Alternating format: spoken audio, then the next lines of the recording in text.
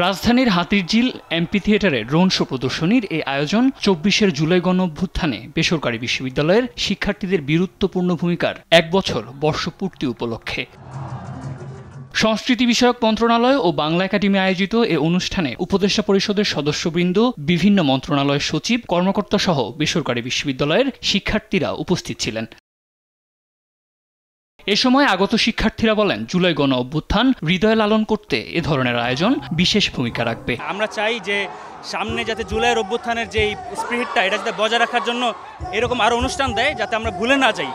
Drone শোতে যেসব ফটোগুলো দেখানো হয়েছে প্রত্যেকটা এক একটা স্টোরি বহন করতেছে। সেই সঙ্গে জুলাই গণ অভ্যুত্থানের ১ বছর হতে চললেও দৃশ্যমান বিচার না হওয়ায় হতাশা প্রকাশ করেন শিক্ষার্থীরা। কালক্ষেপণ না করে দ্রুত বিচার বাস্তবায়নের দাবি জানান তারা। জুলাই হচ্ছে আমাদের অনুপ্রেরণা।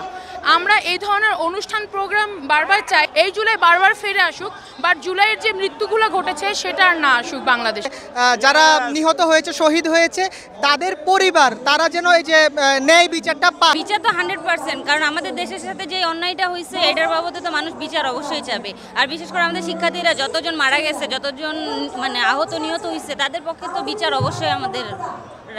ড্রোন শো, চলচ্চিত্র প্রদর্শনী ও জুলাইয়ের গানে এক অন্যরকম আবহ তৈরি হয় রাজধানীর হাতিরঝিলে, যা মুগ্ধ করে আগত শিক্ষার্থী সহ অতিথিদের।